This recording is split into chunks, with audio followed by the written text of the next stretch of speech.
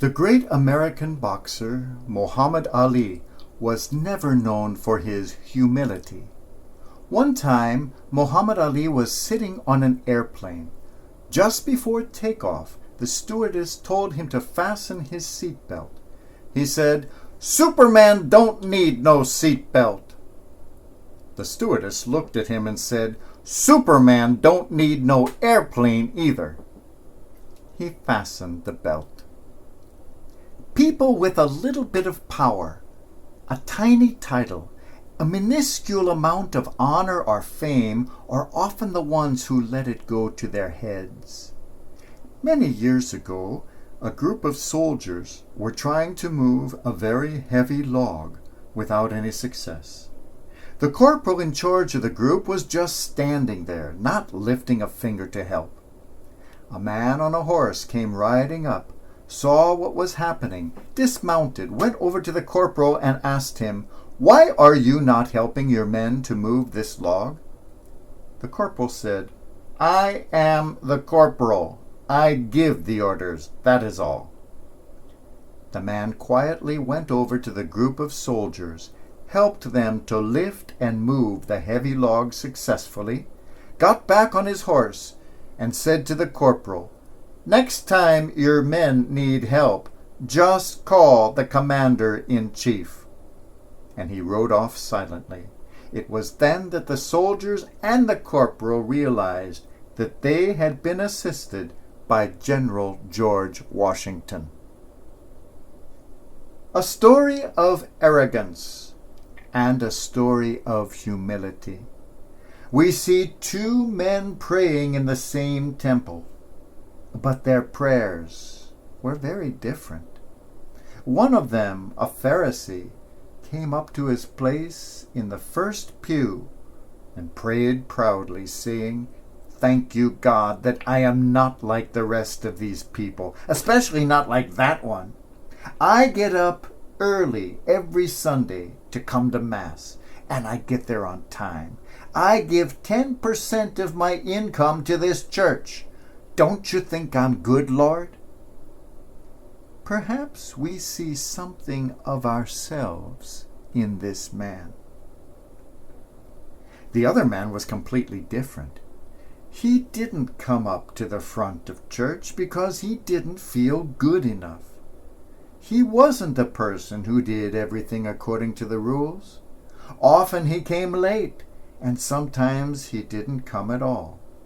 Not only did he not give 10% of his income to the parish, but at his own workplace, he sometimes cheated people. He did all sorts of things wrong.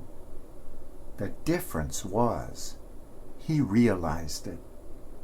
This man merely beat his breast and said, "I know I am a sinner, God. Be merciful to me."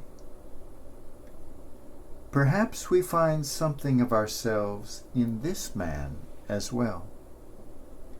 The famous 19th century Protestant preacher Charles Spurgeon once wrote, "None are more unjust in their judgments of others than those who have a high opinion of themselves." You would think that after all Jesus did, and after giving us this powerful parable, haughtiness and arrogance might have come to an end, at least in his own church. Yet a little bit of power, a tiny title, can go to the heads of all of us. It need not be so. In October of 1958, an amazingly humble man was elected Pope and took the name John the 23rd.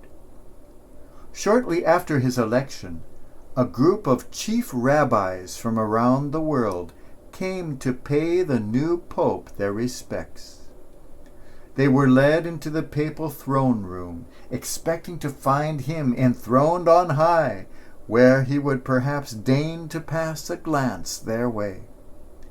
Instead, they found that Pope John had taken chairs of the same size and moved them into a circle. He sat on one of these, smiled warmly, and welcomed the rabbis with the words of the Old Testament, "I am Joseph, your brother."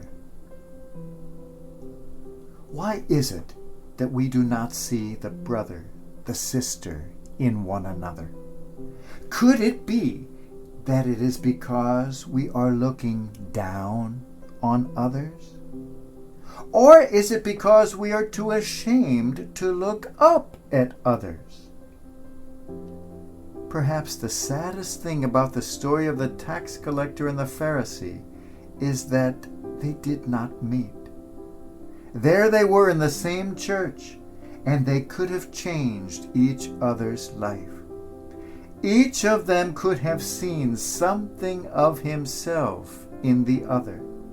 But that meeting never happened, because one of them was too busy looking down on the other, and the second one did not dare to look up at the other. A great opportunity missed. None of us is Superman. We all need an airplane if we wish to fly. We all need a seat belt to ride safely. We all need the wings of a healthy self-esteem to be able to soar. And we all need the safety belt of true humility so that we don't crash. Most of all, we need each other. We need someone to lift us up. And we need someone to bring us back down to earth sometimes. We need the saints who always seem to do things right. And we need the sinners who show us that all of us are incomplete. Most of all, we need a genuine humility to recognize both the saint and the sinner right inside ourselves.